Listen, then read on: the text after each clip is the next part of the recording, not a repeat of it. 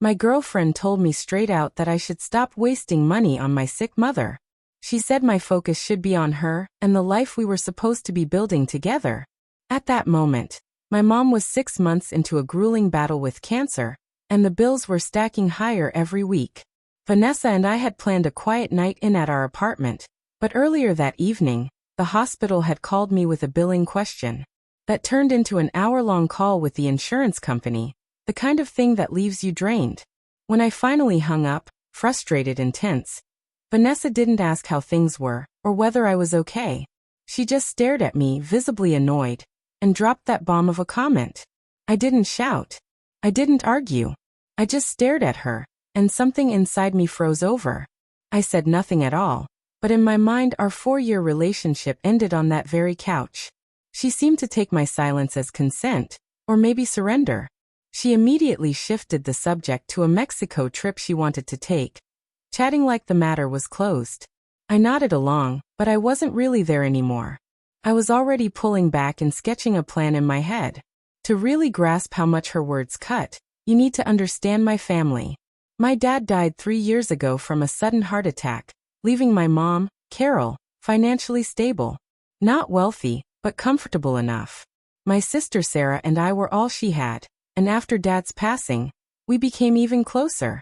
Vanessa had only been around for about a year when Dad passed, but my mom welcomed her with open arms, treating her like another daughter. About a year ago, Mom updated her will. She sat down with Sarah, me, and her lawyer, Mr. Henderson, to go through everything. Toward the end of the meeting, she added a surprise. If Vanessa and I were still together when she passed, Vanessa would inherit $100,000 outright, tax-free. Sarah and I were both taken aback, but Mom insisted, saying Vanessa made me happy and was family too.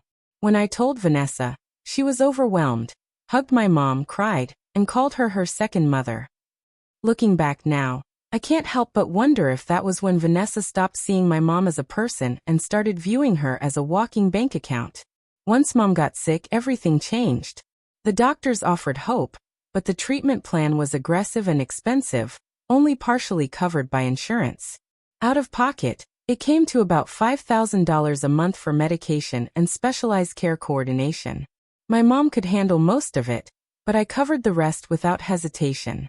Sarah stepped in to manage transportation and daily needs since she lived nearby.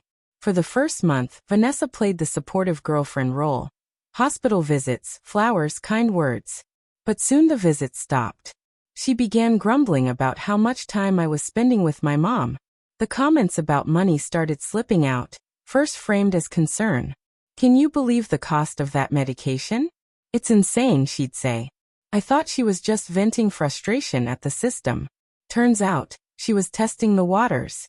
That night on the couch, when she told me to stop wasting money, was the first time she made her real feelings plain. But the situation escalated just weeks later. I was going through our joint credit card statement when I saw a $3,500 charge, a deposit for a Cancun resort. The date stung. Just 2 days after she told me to stop supporting my mother's care. Cold anger spread through me. I waited until she came home, then showed her the laptop screen. "What's this?" I asked evenly. She lit up with excitement, clueless. "Surprise! I booked us a trip. I thought we both needed a break from all the stress. It's non-refundable, so we have to go." Her audacity was staggering. "We can't afford this, Vanessa," I told her. "And we definitely can't go anywhere right now." She rolled her eyes, dismissive. "This is exactly what I meant. You're letting this consume you. We'd have more money if you weren't wasting it on treatments that might not even work. This trip is about us, about our future."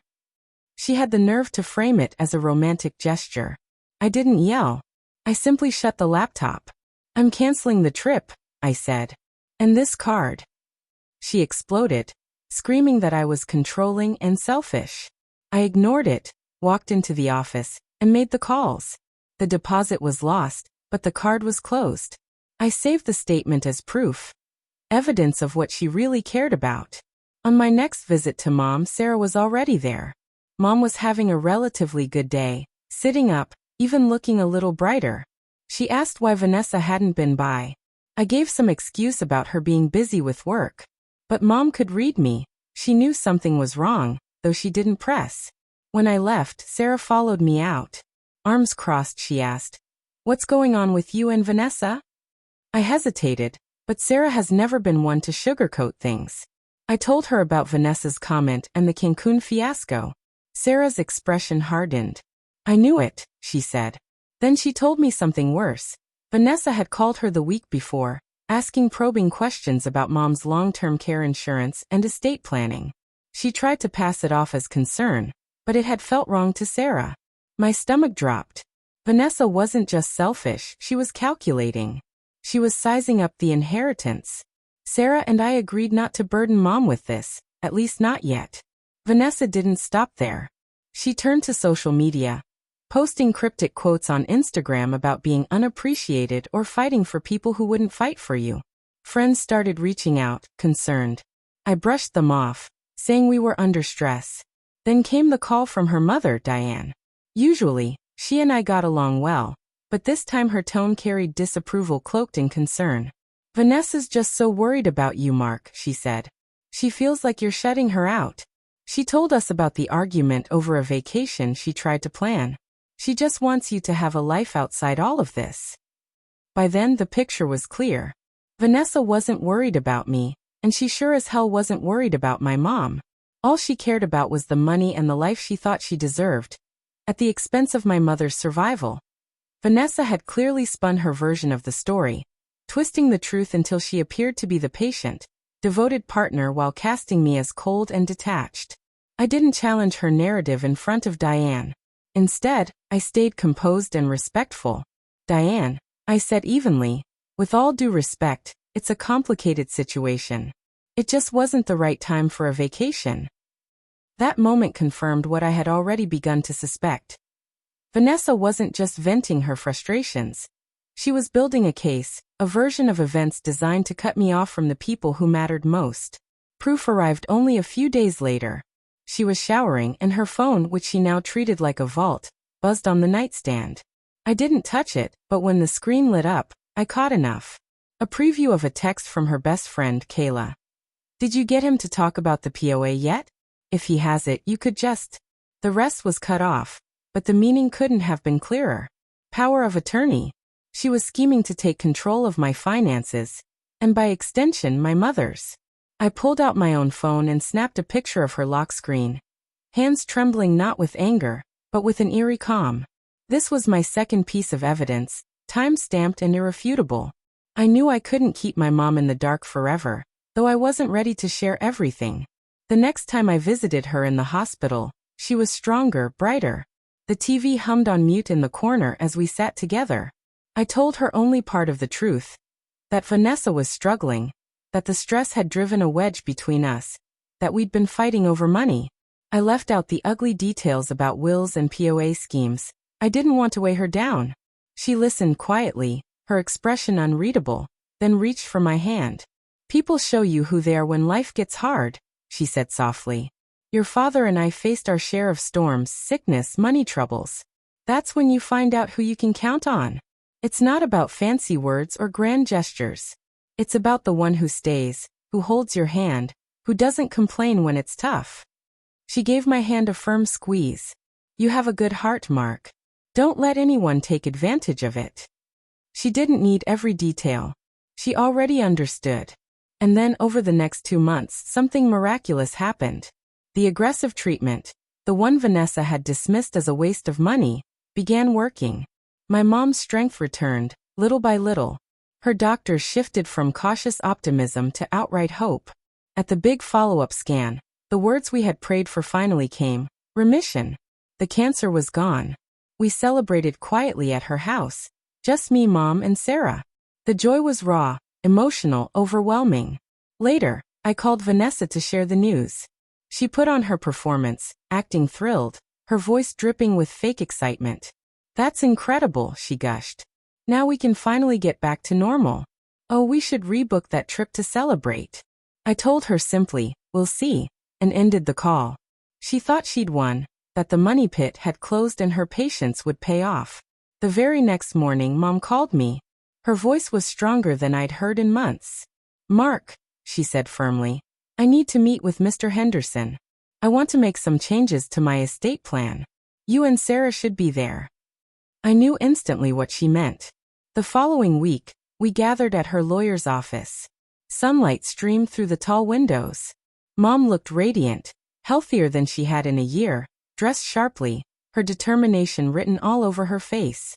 Mr. Henderson welcomed us, papers already waiting on the polished mahogany table. Carol, you wanted to amend your will, he said, wasting no time. He slid a document across the table. My mom signed without hesitation. Sarah and the paralegal witnessed, their signatures quick and steady. Then Henderson handed Sarah and me each a folder.